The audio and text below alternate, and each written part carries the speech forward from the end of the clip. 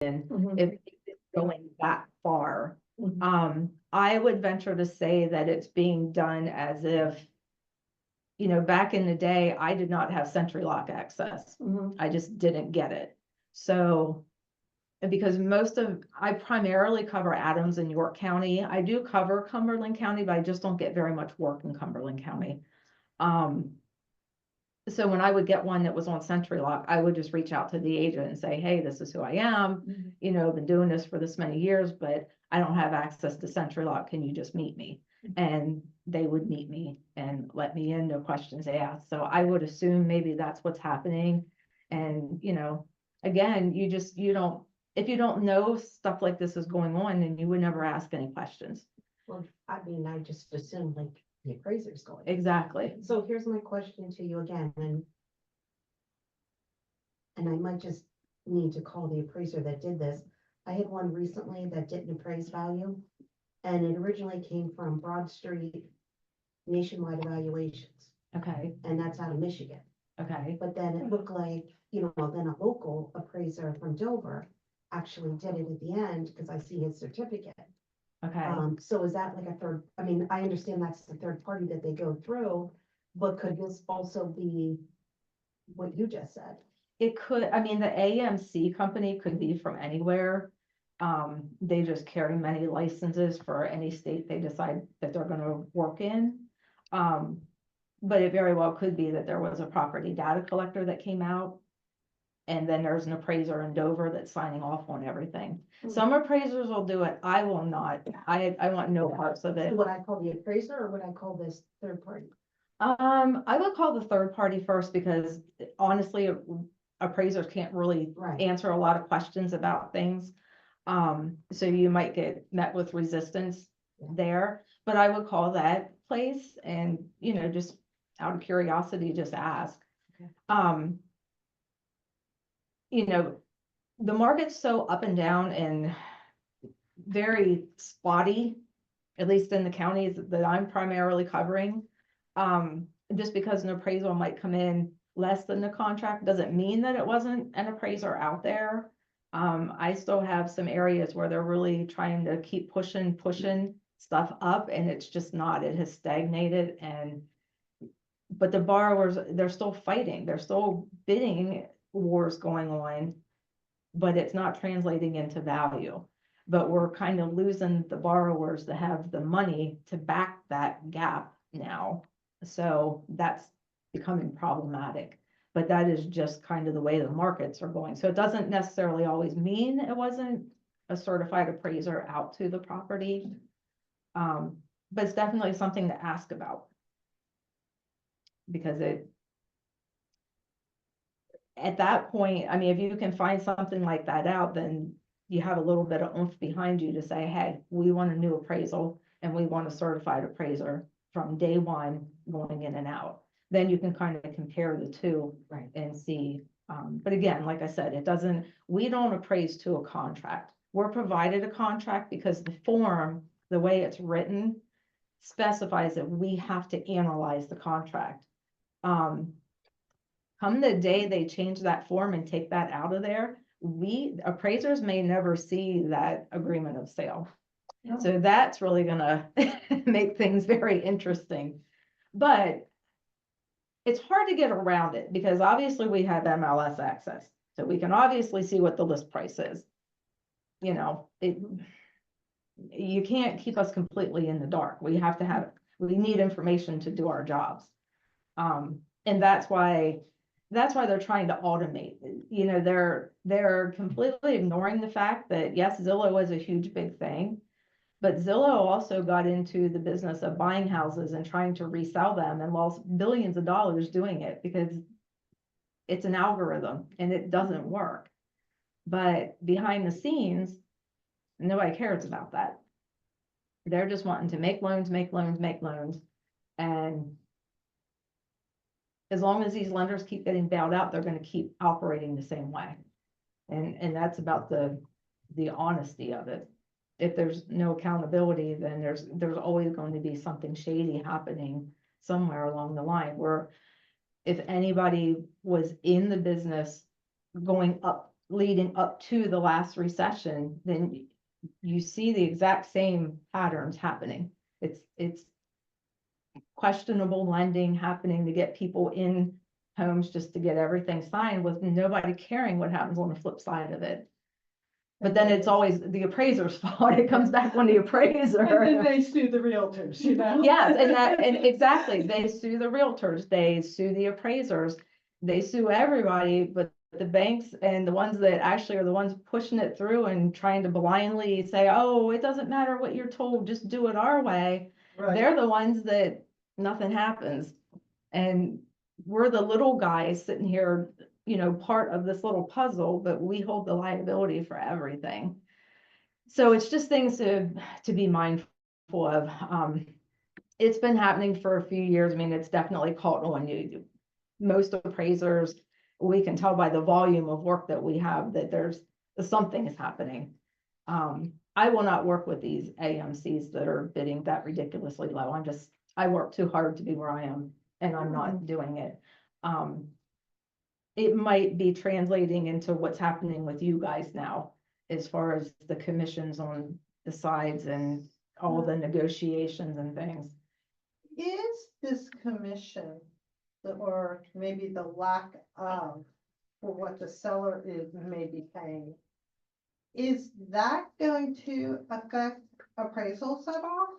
There's a lot of discussion about that because some appraisers are like, oh, yes, this is something that affects us. But the reality of it is I've been in the appraisal business since 1992.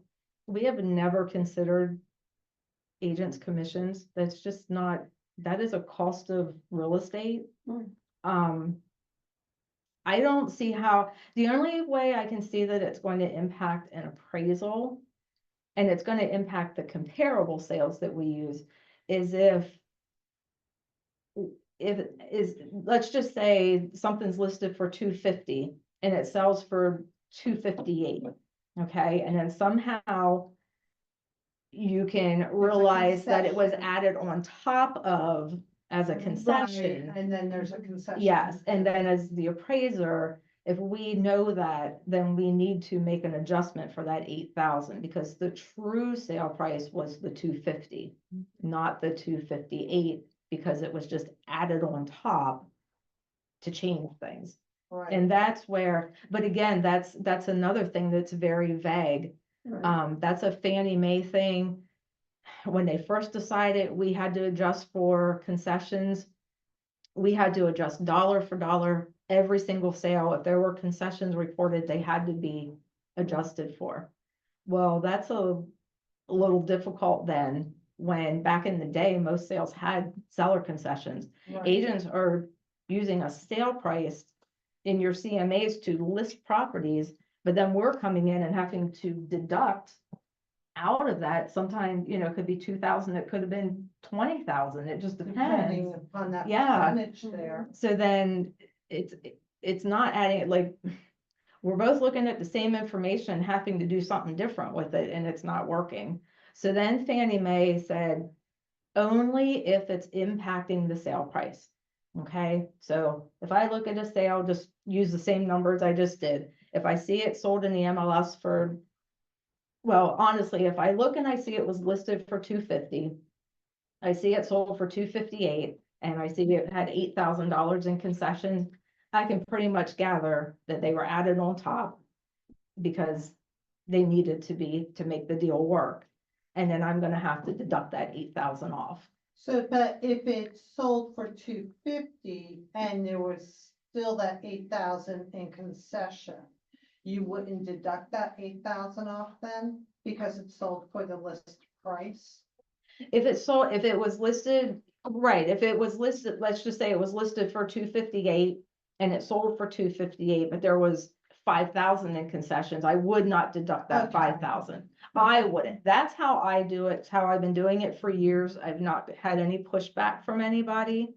So that's my method. I know appraisers that deduct them dollar for dollar, and they have a terrible time with new construction when you're talking $20,000, $30,000 in concessions, and they're deducting that. In my mind, every single sale you're doing, it's all apples to apples. They all have concessions. So Right.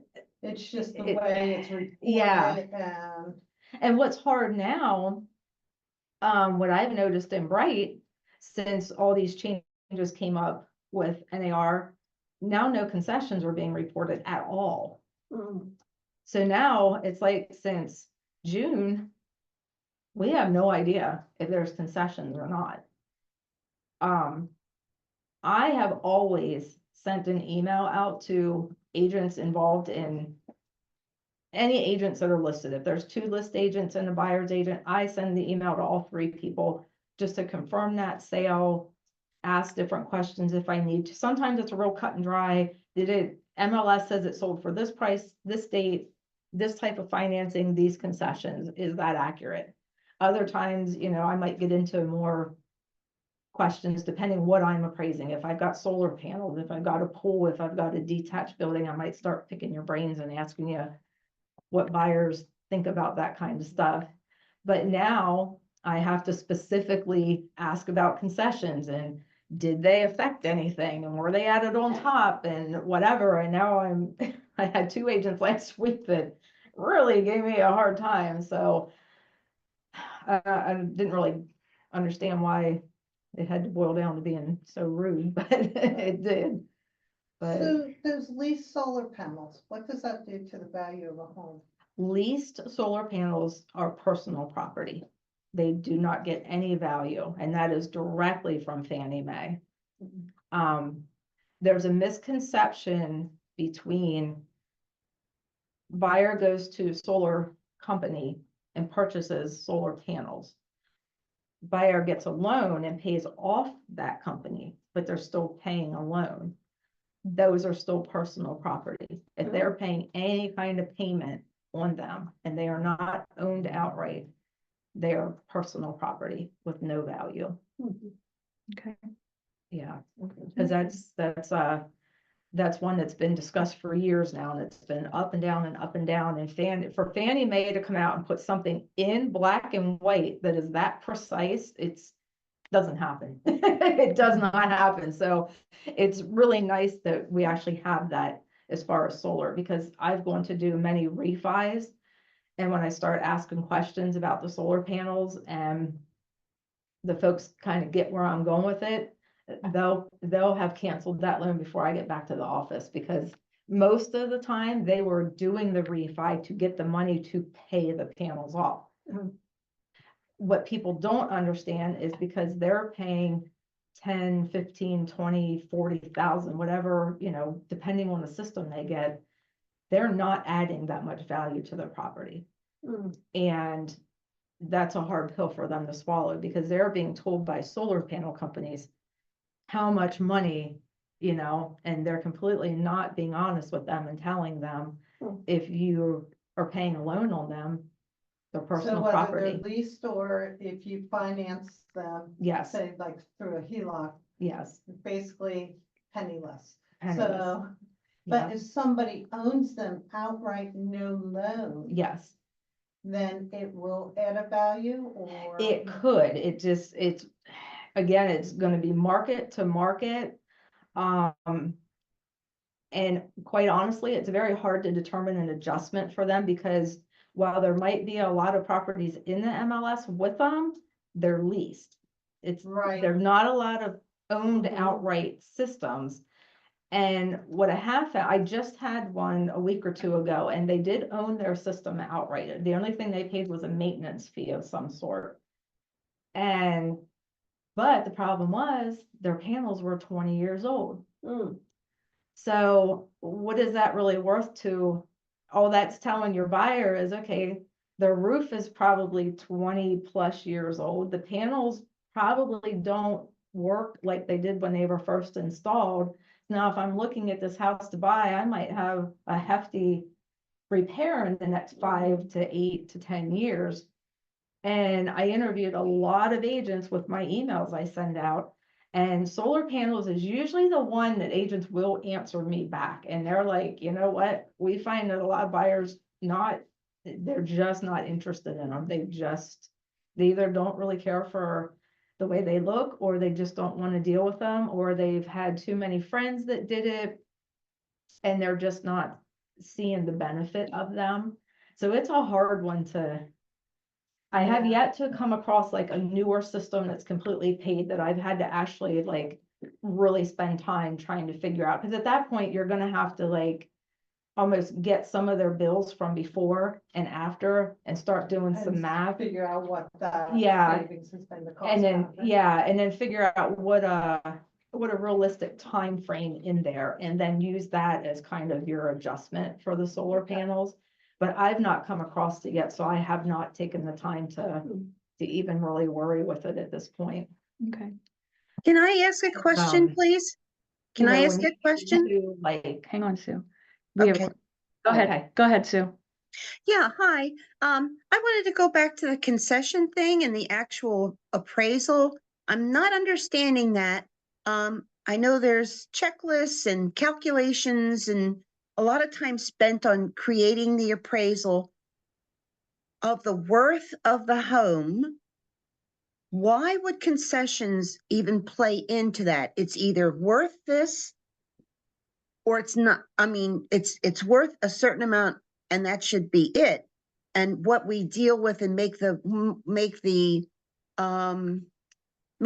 deal work with concessions should be not connected, because when an appraiser considers the concessions, then wouldn't it lower the appraisal value, which is really not reflective of what the true appraisal value is? I don't understand. well, we don't adjust when we're doing the actual appraisal. So say the home that we're appraising, the contract has concessions in that.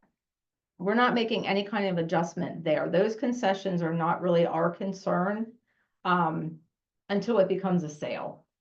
The concessions that we adjust for are on the sales that we're using. And what Fannie Mae is saying is that if a home is listed for $250 and it goes under contract for $255, and there's $5,000 in concessions, then the true sale price of that home was $250, because those $5,000 or that $5,000 was just added on top because the buyer needed help with their closing costs. And those closing cost expenses are not a true part of the value of that property. And that's what they're trying to get us to determine. So when we see math that's that simple, it's pretty clear that that's what happened. But there could be times where it's listed for $250, it goes under contract for $250, and then there's $10,000 in seller's concessions. At that point, I can see that the math that had nothing to do with the sale price. And when I send my emails out to the agents to confirm things, they confirmed that it had no impact on anything. I do not make an adjustment. I'll report those concessions, but I will not adjust for them. Okay, I was just wondering because sometimes the home could appraise for $260. And then Right, it's right. just, that's a dead issue then. That's just mute. There's nothing to consider then at that point. Even if there Right. was $8,000 worth in concession. Well, it depends. Again, because we're not adjusting the house that we're actually appraising. We're doing the Right. sale. Okay. So if we're not adjusting the comps to this. That's the only thing we're not trying to get lined up right, is the concessions. The concessions on the subject property, they're just part of that transaction at that time. They have no bearing on anything. If they're added in, that it gets to be a little iffy sometimes, because it could impact the appraisal. Because if adding those concessions on top of the list price bumps it higher than most things that have closed, then you might have an appraisal that comes in under. Even though the idea of the concession was because the buyer needed help with things, they might still be looking at then needing to come up with some cash to bring to the table or renegotiate things with the seller. It's just, Fannie Mae is trying to say, just because there's a little bit of game playing happening with things, does not transition into value. Same with when people, the last couple years, when they're overbidding each other, just trying to get a contract accepted because the houses are going too fast and people, they've lost 10 houses and now they're like, we don't care. We're gonna, I see sales that I'm using where it's listed for this and the actual sale price is 80,000 more. And I asked the agents, like, was there an appraisal or anything done with that? Like, does anybody really know? And they're like, nope, it was a cash deal. They came in, they lost 10 houses. This was the one they were getting and they didn't care what they had to pay for it. Right, So at right. that Well, point, that's sort of understandable because then, I Yeah. mean, people were willing to pay anything just to get the house. And of course, Right. the house is only going to appraise at X dollar. X dollars, exactly. So Yeah, it's kind of the same concept. It's just when, and one thing that I just had recently on one of mine, I was doing one for a sale and it just, no matter what sales I was using, it was coming in less than the contract price. And I kept going back and trying to see, because, you obviously you get to learn agents' names. So they've been around a long time and that this stuff just doesn't usually happen. And I'm like, wait, I'm missing something. Like something has to be wrong here. And I'm asking them, what sales did you use to, come up with this price, whatever. And what it honestly boiled down to was they hung their hat, they went on the high end. And they got a buyer that went right for it. They hung their hat on a specific sale that had just closed. But what they did not do was look to see that that particular sale had $20,000 in seller's concessions that were added on top of that, that an appraiser has to deduct out of that because of the way it was done. It directly impacted the sale of that particular property. So when we had to deduct that out, it was bringing that value down. And once the agent saw that, she was like, oh, I just didn't even think about it. I'm going through figuring out, doing my pricing. I'm not thinking about concessions on the sales, but it's something that you do need to look at because we have to look at it. And it's just one of those things where you need to be mindful of that. And it's going to cause an issue going forward if no concessions are being entered into the MLS now. Because I can only be responsible for the information that I have. So it might help everybody because now there's not going to be any concessions to deal with. And if I specifically ask a question and then an agent emails me back and tells me there are no concessions, I'm not going to argue with you. I'm going to assume that you're telling me the truth. And I'm going to go with the fact that there's no seller's concession. So there's no adjustment going to be made. But they're going to realize really fast that they need that category brought back into things. Yes, thank you. sure. So just because I recently had one that didn't full value. I like that you said you usually call, do you call the lender also to say, hey, I'm having a hard time here getting this value, or do you just call the list agent? I usually just reach out to the list agent because honestly, with that AMC, I can't even speak to the lender. Yeah, so see, yes, possible, or, well, they don't use the word collusion anymore. Now it's appraiser independence. So if a lender comes to me directly and bypasses that AMC because something in the appraisal, it could get them into a lot of trouble because they're not supposed to come to But if the me. appraisal is going to be challenged, then the lender would go through the process Yes, to get in contact with you. or whatever. yes, they would go through their appraisal management company. And it happens. I mean, and that was another thing I was going to talk to you about today because there is a whole process. I mean, VA, and I'm not a VA appraiser, but I know VA has the Tidewater that they reach out and let you know that things aren't working out. Send us your best information. We'll look at it and see what we can do. I kind of do my own little Tidewater thing. I don't put in writing, hey, your value is not coming in, but I'll say, you know, sometimes Bright can be a little quirky. Is there any sale out there that I'm not getting just because of search parameter I might be using? You know, every once in a while, agent will be like, oh yeah, did you use this one? No, I didn't. And I'll go in and I'll put the address in separately and it's right there, but darn if that thing is not coming in my search, and it falls in with age range, size range, acreage, whatever, within my perimeter, my radius or whatever. And for some reason it just isn't coming. So that's why I do it. Just to kind of see what the headspace was when it was being determined and negotiated for the contract price, just to kind of get quite honestly, a lot of times the information that I get back it's just not helpful.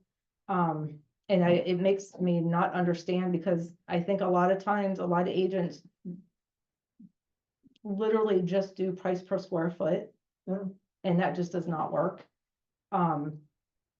Our sales comparison approach is based on the principle of substitution. So you can't send me a 3-acre farm or farmette for a rancher on 0.03 of an acre and think that I'm going to use something on 3 acres. Like, it just doesn't work. But if you're doing price per square foot, I guess it does work. But in our world, that square foot, we have to break that all down.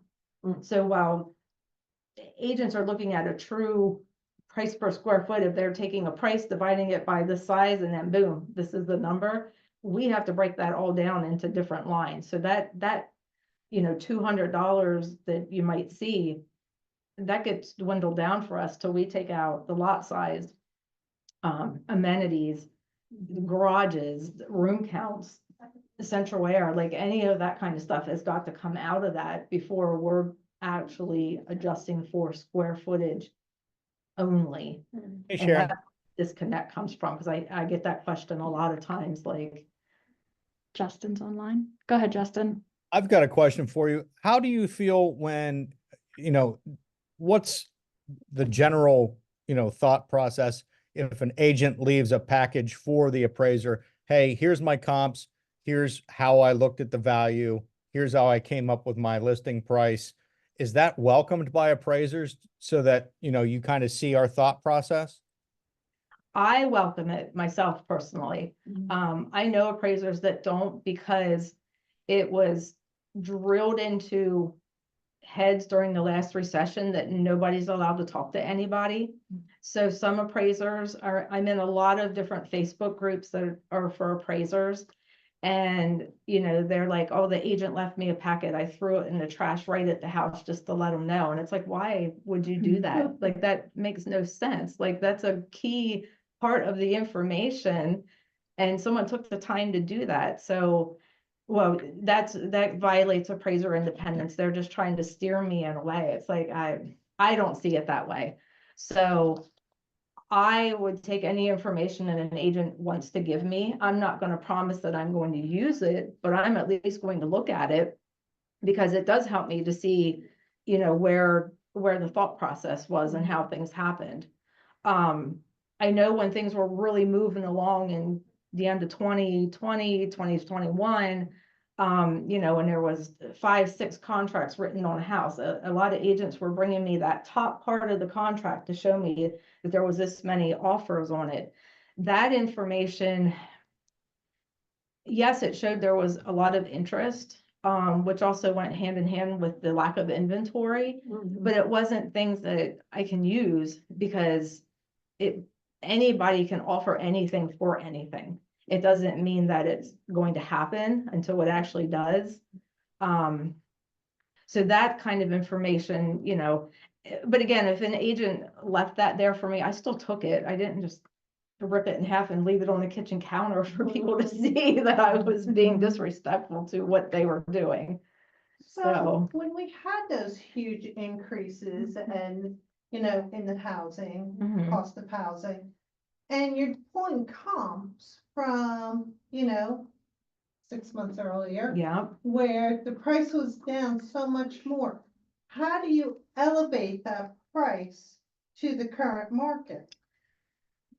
I personally, I did year over year, which is how I was taught way back in the day. And for most times we were in stable market, so it really, that was enough of a, okay, I looked at this, everything seems in line, we're good to go. When things started going crazy like that, obviously you couldn't do year over year because it just was not Right. working at all.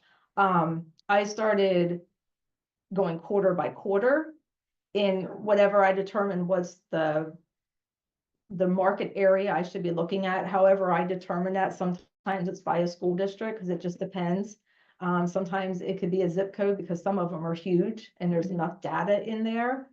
And when things were really rolling, I was doing month over month over month, because year over year will tell you one thing, quarter over quarter will tell you another thing, and then month over month will give you another answer. Right. So it is our job to analyze all that data and come up with something that if we ever get called in front of the board, this is what I did, this is where I got it, and this is why I did what I did. Okay. I, for one, was very disappointed. I bought a house in 2021, swore I wouldn't, but I did. Told my husband as soon as I saw things moving, because I was not an appraiser during that last craziness in the early 2000s, but I was in an appraisal office. And as soon as I start seeing that ball rolling this time, I told him, we are not buying a house during this. I'm not overpaying for something. Well, of course we did. And I was really disappointed in the appraisal. Now, the value was fine, but again, I'm looking at the appraisal. And comps used, first off, in different counties, which blew my mind because there was no reason for that at all. No market condition, that's what we call that time frame, Right. market condition adjustment. And using comps that were almost a year old and nothing. I mean, the prices in that school district were just going up by the day. No mention of any, like nothing. And I'm sitting there and I'm thinking, God, I spent an hour doing all these comparisons and writing this paragraph to support what I'm doing. And here's just an appraisal that's just like, "Bleh, we don't even care. Yeah. Here's 3 sales on your way because I'm too busy to deal with this." And it's just disappointing. So I have a listing. I read that it was in Dillsburg, but it was actually in South Middleton Schools, Cumberland County. Mhm. Every terrible comp. In York County. York County, Dillsburg, Yeah. using Northern School District. Yep. And it was VA, he never contacted me, like, you know how I got the appraisal from the bank, saying, Mhm. hey, it's a bad appraisal. And I mean, we fought that to say, you need to use the same, township, same school district. Yeah. Same county, please. Yeah, if you can. And I get, because again, because I do Adams, I mean, you can get so close to that line, depending where something sits, that it could hit Adams, York, or Yeah, I Cumberland. mean, that's right in where it there. was, right there on Yep. that corner, but. Yeah. Well, and that's how mine was. Mine, I'm in the Littlestown School District in Adams County. I am right at the line, like I could throw a stone to the Maryland line and I can throw a stone to the York County line. Yeah, okay, I understand the comps. They still were less than a mile away, but the fact of the matter is they were in York County. So what's to stop you then from just hopping over the Maryland line and picking one? Like, come on, that is a totally different market. Now I'm not saying I don't. If I'm doing an area just like you're talking about, my main comps will be from Cumberland County. Now, say I find 2 great comps, but I'm struggling with that third one, or I need a pending sale just to wrap it all up and make it look Right. nice. And I'll then go across that line into York County and see, and I might find a great comp and I will use it. But I would never only, and especially if I know I'm coming in under contract, I would Yeah. really not be switching around counties like that, because that's just red flag Sharon. things. When an appraisal is asked for review or contested, are appraisers willing to reassess the results? That's what I was going to talk about. There is a whole process. I got off when we started talking about Tidewater, then we went on to something else. There is what they call a reconsideration of value, ROV. Okay. You cannot come directly to the appraiser for that because our client, 9 out of 10 times is at AMC, and that's the only person that we can do anything with. So if you get an appraisal back and you're having issues with it, you want to get good information. And again, do not do price per square foot and send that in, because appraiser, that's the first thing they're gonna do is do one quick calculation. They're gonna see that's what you did, and they're gonna refuse to do anything with it, and then you're stuck with that appraisal. So it has gotta be true apples to apples comparison of the property and a reason why the sale is better than the sales you used in your report. Or if by some chance you know of something, you know, because I know agents talk, so you have the ins and outs of different sales, especially if it's inner office. Like, you know, the backstories to things. We don't. So if you know something about a sale that made it not such a great sale, that's the time to share. Like, hey, I saw the appraiser use this as sale 3. Here's a little backstory about that. That information then can be passed on from the lender to the appraisal management company to the appraiser for reconsideration. So there is a process in place. It just has to be done. And actually, they are getting stricter about that because it was kind of free for all. And what would happen is the lenders would somehow, I don't even know where these sales would come from, but they, you know, send us 25 sales to look through, and some of them sold 3 years ago and were from 25 miles away. No appraiser's going to take the time to do that. I can promise you that, because I wouldn't. And I'm one of the easy ones to get along with. And if I've messed something up, trust me, I will fix it.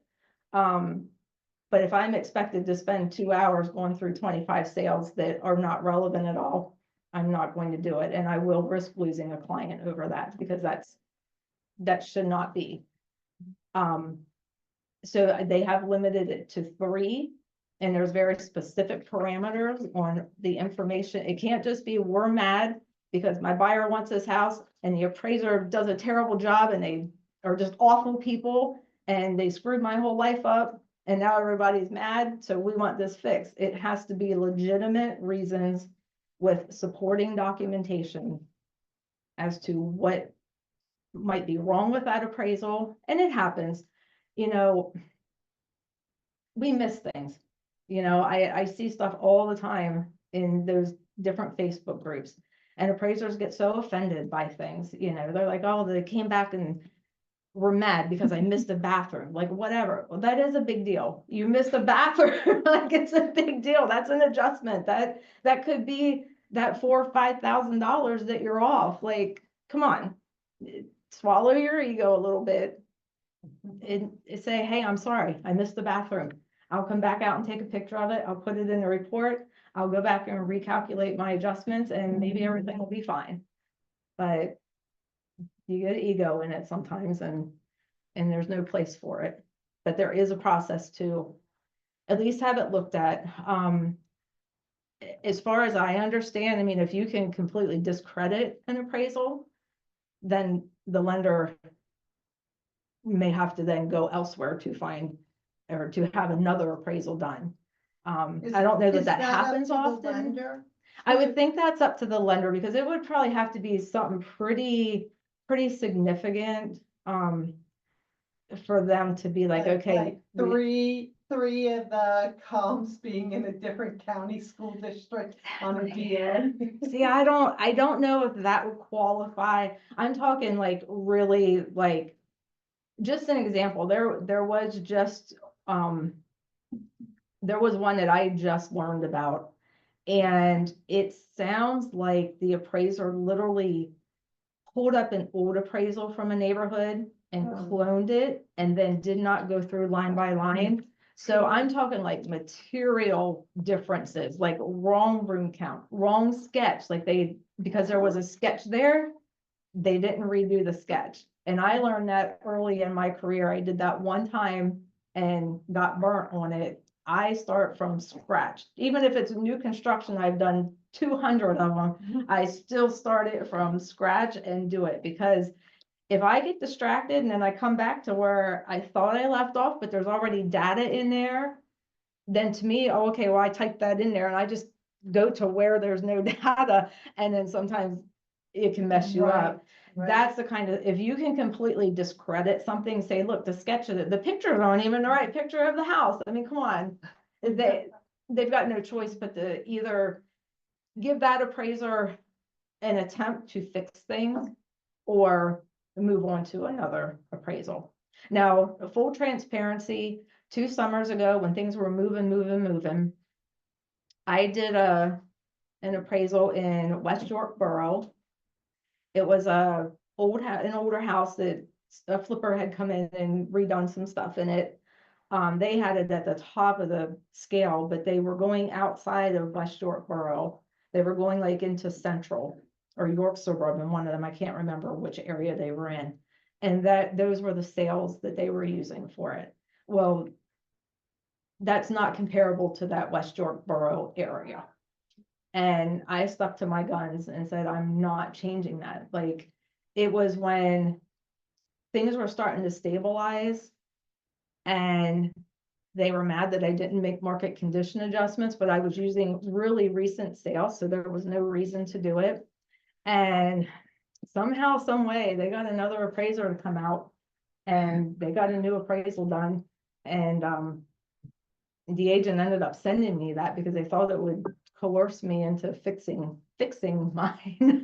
But I think it landed a lot of people in trouble because it was fraudulent what happened, because there was nothing, and one time only in my lifetime that an AMC actually took up for me as the appraiser and said, we will fight this one, because they were making like $20,000 adjustments for market conditions for homes that sold like 3 weeks prior. It was like, no, I'm sorry, you are playing with numbers to make something work.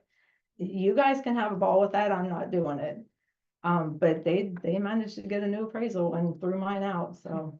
So I have an agent who is asking about strong green built houses. She says, what about strong green built house? And then I'd like to talk about the ANSI guidelines. Okay, the green built houses, I do not specialize in that, so that is something that I really do not have information about. I have not really come, I get bits and pieces of things when I'm out on the road. I might give some geothermal here and there, but I haven't come across any that are like top of the notch, been done like that. So I don't want to mislead anybody on that. It's a good question, but I do not have the experience with it to really give a good answer on that. Okay. And then ANSI, whenever you come across a Cape Cod or something, how should we as agents be looking at these? Well, of course, they want the peak to be 7 feet, okay? But then they want 50% of the floor space to have that peak. So it can't just be like, you get some that have like the flat part of the ceiling and then it slopes down. Then you get other ones that are just a true peak. Here's how I do it as an appraiser, okay? And this is after, this has been out for a couple years now, and there's been a lot of back and forth and everything about it. We were thrown into it. We were told a date. This is when it's going to start. This is what it is. This is what we expect, how we expect you to measure. But then there was no follow-up as to, now, how do we report that in an appraisal that's fair to everybody? Some areas don't have to worry about it because they don't have those style homes. We do. What I do when I go in and I'm in a Cape Cod or even an old farmhouse where the ceilings are lower or have like the drop tile ceiling in it, that now there's space in between there. I separate it out, okay? You might get an appraisal back that'll look like you only have 1,000 square feet if you're reading along the form. That's because I cannot add that second story into that. But what I do is there's 2 blank lines on the appraisal back on the sales grid. I put that square footage down there and I adjusted it the same square foot that I use for the main part of the house. because any buyer in these areas, if they're looking at that style of home, they're using that area, whether it's a bedroom, a rec room, a playroom, a den, whatever, that is usable living space, and they're going to use it. They are not just going to consider that an attic and store stuff in it, unless they don't have a use for it. But the typical buyer is going to use those rooms for something, and it's market accepted area here. And I have not had any lenders come back and say, nope, you can't do that. So it just gets reported a little bit differently, but it's still being given consideration. If you come across an appraisal on a listing that is not giving any value to that entire story, because again, because they're not specific about things like this, and then they leave it to interpretation, and then everybody interprets it a little different.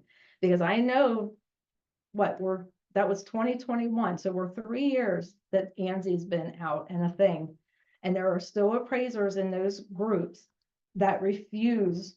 Well, they just won't even appraise anything that looks like a Cape Cod at this point, because they're like, we don't know what to do with it, because it's like, how, come on. Do you do bi-levels the same way? Bi-levels get tricky. Raised ranchers get tricky, because I know I've had different agents, when I go talk, they'll say, well, I know it looks like a rancher from the front, but the whole backside's exposed, so it's a 2-story. It's not, and we cannot report it that way. It is a rancher with a full basement. So you cannot price that as a 2,000 square foot house. You have a 1,000 square foot rancher with a fully finished basement. And I know that was problematic, because some appraisers were doing those as 2-story homes on a slab. Others were doing them as a rancher with a basement. That's why they put ANSI into place, to try to get everyone consistent, so that we didn't have these issues going forward. But it's very specific in ANSI. If you have, it more comes into play with your split levels. So if you have where you walk in the door, you go, this level might be a rec room, and then you go down the next level that's unfinished most of the time. If this level over here, if even a corner of that is below grade, that is basement area. And you cannot add those 3 levels together and then start trying to pull, your own sales and comps based on that larger square foot, because it's going to be a problem when the appraiser comes out to do it. Because we can only use the living room, dining room, kitchen, and then the bedroom levels. That is basement there. So an agent at home says, so if 50% of the room is 7-foot ceilings, can he count all of the floor space, or just what is underneath the 7-foot ceilings? He can count down to 5 feet. Okay. So that's how they do it. It comes down to a 5 foot. So usually you might lose maybe 6 inches, depending. That's usually about, I'm 5 feet tall, and I don't usually wear heels when I'm out. So I'm 5 feet tall. So I literally will walk till my head touches, and then I'll do a measurement from my hip to the wall. And then that's what I'll deduct off. I'll take one measurement the whole way across and deduct that off both sides. So you're only talking a little bit of area that's not counted in your square foot. But yes, we are down to 5 foot. So, yeah, because it used to be, before ANSI came, it was, well, if you can get furniture in there, if you can do this, then you can count it all. But they came out and they were specific about the 5 foot mark. So is there any other specific questions anybody has about anything? No. Repairs, FHA repairs. Peeling paint, that's a big one. And apparently, and this is something else that I've been hearing has started happening, and I don't know if you guys know about this, and maybe if you do, you can fill me in on it. I've been hearing that there's a form now that's being filled out that people have to say who's going to be moving in the house. And if it's anybody under the age of 6, they have to have a legit lead-based paint removal company come out and check this house. That is what I'm hearing, gossipy, And I don't know if there's truth to it, and I'm thinking that'll be the day I stop doing FHA, because what if someone moves in and they have a baby? So what if, Mhm. what if they babysit somebody? What if family comes with children? Like, I can't believe in a million years that this is a thing, but apparently it's picking up steam in the appraiser groups. So somebody has seen it or heard of it, or someone's trying to push it off as one of our responsibilities, and that will be the day I say, no, I'm not. Do you doing it." think that that could be from an insurance aspect? It might be, but that should be completely separate from what I do, from what you guys do. Right. That they can't keep morphing industries. It needs to be separate. FHA already wants appraisers to do things that have nothing to do with valuation, and we shouldn't be doing those things. Because that's where you're getting into gray areas with your repairs. And again, full transparency, I am strict with repairs, but yet lenient at the same time. I just got 2 sanction letters from HUD a month ago, calling me out because I didn't make things subject to repairs. These are items that they specifically have gone back time and time again and have revamped and have said, we're gonna leave this to the discretion of the appraiser. I used my discretion and decided it's a home built in 1900. There's probably never been a handrail to the attic that is unfinished storage area. I'm not going to make somebody put a handrail in here. I got a sanction letter. So guess what? Now every house I go into, you're putting a handrail in, because I'm gonna end up losing.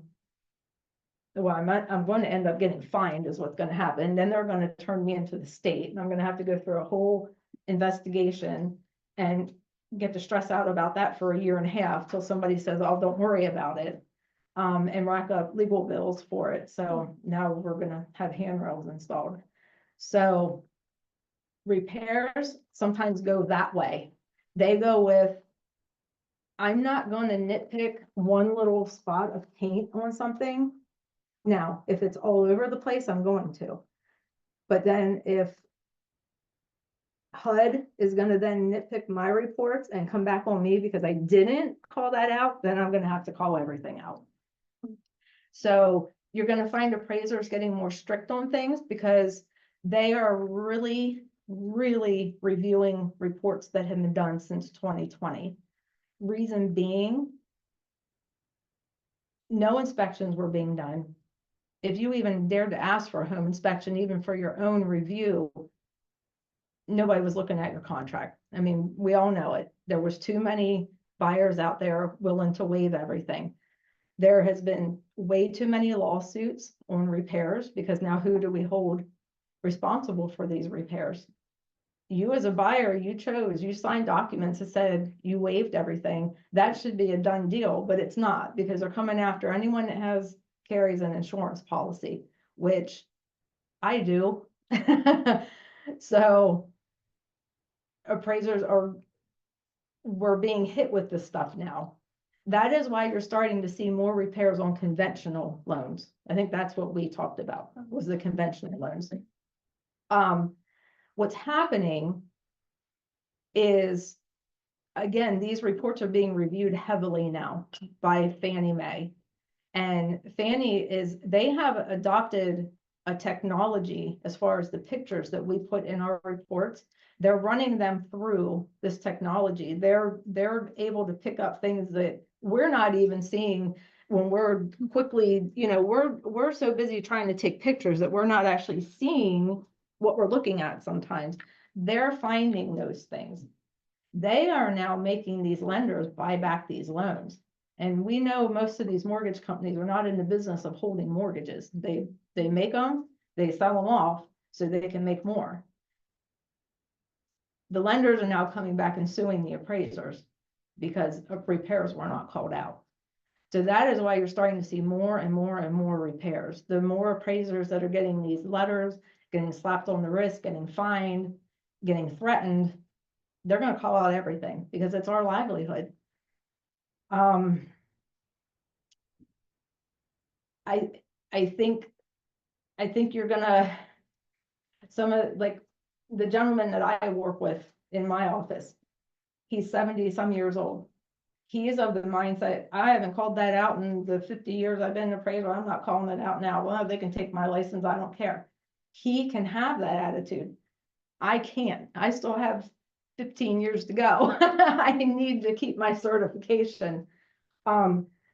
There's where you're gonna find different levels of what people are looking at and what they're calling for. Another thing the lenders are doing now, my job on a conventional was always to observe and report. So if I see something, deck boards or anything that looks like it might be a safety issue or concern, I took a picture of it, let the lender know. It was up to the underwriter if they wanted to do anything about it. I was out of the picture. Now they come back and they either want me to put a comment in the report that there is no safety issue or revise it to subject to the repair. Now, I'm not going to say that it's not a safety issue because that'll be the day somebody falls through something and then they come back on me. So you have a lot of that happening too. And that's why you're seeing more and more repairs being called for. Because it's kind of conventional. The lenders and everything have said, you know what, safety is safety, whether it's VA, FHA, USDA, or conventional, it's still a safety hazard. So we're going to start calling it out. But that's why you're seeing so much of that. And that's why appraisers are getting a little more picky about some of those things. It's just trying to prevent a lawsuit on our end. So you might get lucky and find some that just let things slide, and then you're gonna find some, and as things go on, and especially if we end up having a crash like we did the last time, then they're probably gonna come up with a whole lot of new stuff behind the scenes, and then you're gonna have a whole mess of people who don't communicate with each other, who don't talk to each other, because that's a real disconnect with agents and appraisers. Agents, they're told you can't talk to an appraiser. You can talk to us about anything. You just cannot talk to us about the value of a property once we've assigned it. Whether you like it, whether you dislike it, whatever, you cannot come at us about that because we've done our job. Sometimes it's not going to align with that contract, but again, we're not appraising to the contract. We are appraising using the information that's out there to us. They put a process in place to dispute it. But then at the end of the day, it's up to the lender to make the decision. Is that appraisal, or, they go through a review process too. They're looking at it. They're looking for mistakes or anything that might throw red flags anywhere. If they're confident in it, then, they give a chance, and maybe the appraiser will say, hey, you know what? I do like this comp a little bit better, and put it in there. Most are not going to, because then it's admitting that you did something wrong, and nobody wants to do that. So, but again, it's just be mindful of who's coming into those properties, because I think some of that problem, I had one I went to a couple years ago, and I called it was a refi, and I called to make an appointment, and the lady was acting really weird, and she wouldn't commit to a date and time, and I kept telling my client, they just won't commit. Like, I don't, you tell the lender to call them. I don't know what you want me to do. Like, I don't harass people. I'll call you, I'll email you, I'll text. If I'm not getting anywhere, I'm not going to keep doing it, because I wouldn't want someone to do that to me. She finally committed to a date and time. I went to her property. She was very rude to me from the get-go. Like, she just wanted nothing to do with me.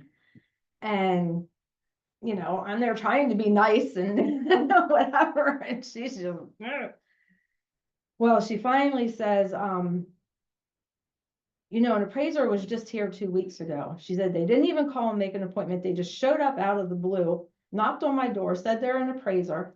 I let them in my house. They went through, took pictures. They looked in all my closets. Like, they did everything, looking through all my stuff. We're not dressed and had high heels on and a tight leather pant, looked like they came from a club. Like, this lady was not happy at all. She said now nobody knows where they are. So now they came walking through my entire house, pictures of all my stuff, Oh. and now nobody knows who they are. And my lender says, we don't know because we didn't send them out. The middle management company sent them out. Middle management company saying, well, us. And here's this poor lady, like, do I have a safety issue? Do I need to put a security system in? Did I just get cased for a robbery or a home invasion? Like, she was losing her mind and she was so worried and scared.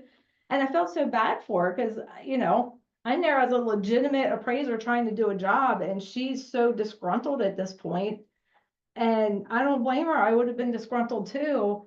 And I hear more and more of that as I'm going in properties that have had these different collectors come through. Now, in that case, they never did figure out who it was, who came in her house. They ended up using my appraisal, and I never found out the rest of that story, but it's not good. It's not a good look. Everything that we do is supposed to promote public trust. And then you're doing things like that make people like literally scared. And that's not good because it reflects on the whole real estate industry. It reflects on all of us. And they're trying to put their faith in somebody, but they hear stories like that from friends or family, and then they don't want to deal with anybody. So just be mindful when people reach out to go in to your listings to maybe, and I will text you that website. Perfect. It should be on the top of my head, but I don't get in it. I get in it once every 2 years to make sure my status change when our things update. So I just do that just to make sure that it's good to go. And I have it saved, so I just click on something and go in, so I don't even pay attention to what it is, but I'll get that for you. Perfect. But that would be an easy way to double check the name of whoever's saying they're the appraiser going in. You know, you bring up a good point, because once you put that for sale sign in the front yard and then it switches to pending, then that's the time frame that the appraisal is done. Yes. I Yes, don't know. yep, so it's just good in today's day and age, there's just a lot of things that a lot of people out there doing their thing. Yeah. Why, we'll never know, but. Yeah, it's like, okay, here I can pretend to be an appraiser. I'll just go up and walk in and take pictures and maybe take a thing or two and pretend I'm I'm appraiser. Right, and you don't know, and I've actually 9 out of 10 times agents do not meet me when I go to do an appraisal. It's a very rare instance where I actually meet agents unless I come talk at the offices. But I had one not long ago, and she said, I'm sorry. She's like, I'm not trying to like be in your way. She said, but some things went missing in this house during showings and different inspections and things. So the homeowners, just was very adamant now with yet another person coming into their house. And I thought, I guess I've never sold a house. I got divorced and left the marital home. Then I rented, and then I bought a house. So I've never been the seller sitting there with people coming in and all my stuff is there. So you just kind of, you get a disconnect from that feeling that they must go through, and they're relying on you, and they're relying on me and anyone else that's coming in their house, that we're not going to do anything to their property or any of their stuff or what have you. So it is important to know who's going in there, because I don't know, I can't remember what state, this was like 2 summers ago, right when the whole property data collection thing started coming about. Because again, keep in mind, I'm registered with the state, I'm fingerprinted, I background checked. They know everything there is to know about me. If I've had anything go wrong in the last 10 years, somebody knows about it. The data collectors are not insured. They are not background checked. They do not hold any kind of certification or license. They work on apps that are like Uber or DoorDash type things. Oh, I think I'll go on a little road trip today. Oh, I ended up in Gettysburg. Oh, here, I could go make, $100 and just go through these properties and fill out a little something and send it back. That's how they're working. I can't remember what state it was, but the list agent someone requested it to go into her property, and the list agent thought, that name sounds familiar, and did a quick Google.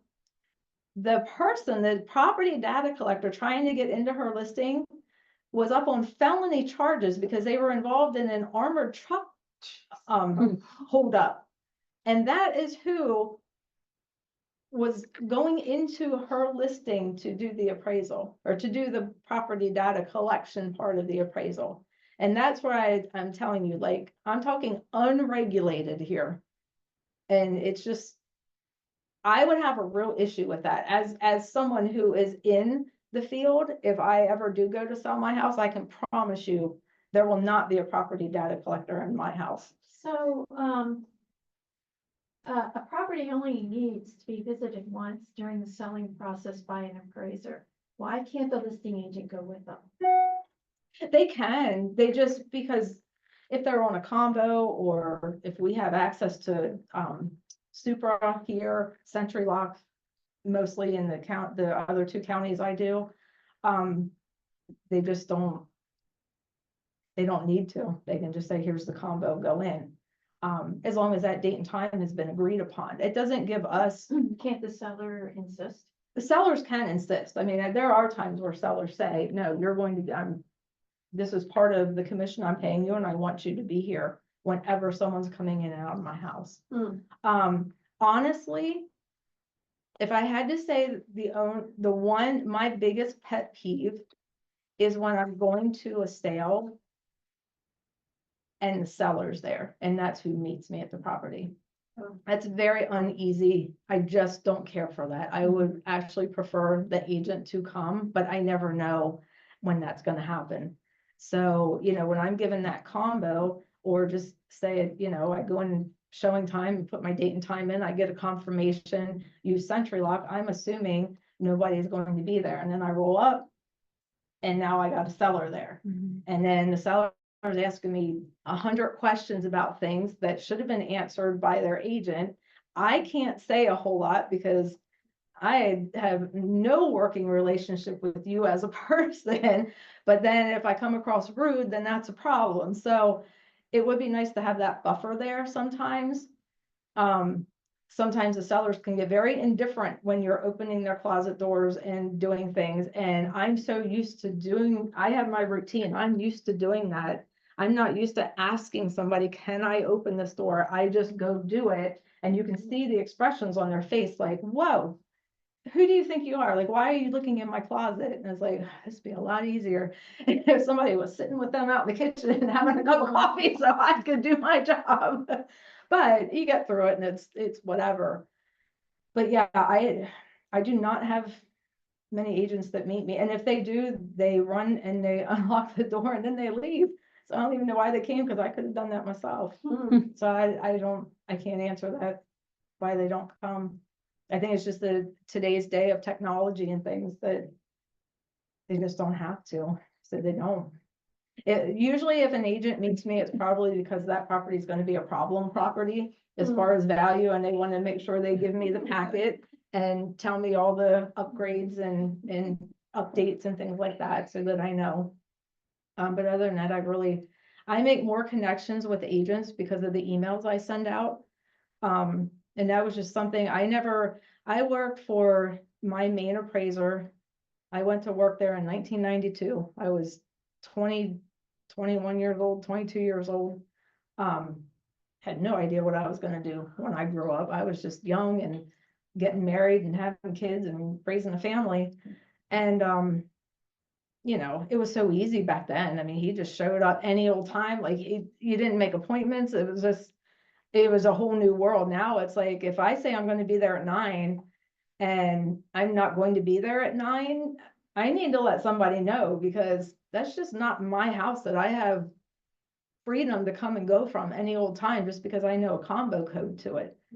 I mean, you'll catch me if I do any of your listings and I have to come back to do a final inspection, I'll still ask you again, how do I gain access? Because I'm not just gonna assume that I have the right to use that combo and walk in somebody's house, whether it's vacant or occupied, and do my thing. There's a lot of appraisers that have gotten in a lot of trouble for doing that, because if you're supposed to be there between 9 and 10 and you show up at noon, you're trespassing.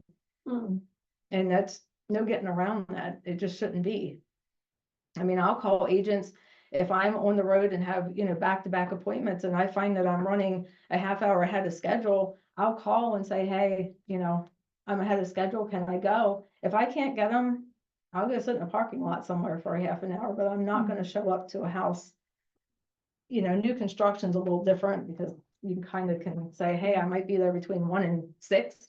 And whenever you show up is fine, but not someone's occupied house or even vacant house at that point.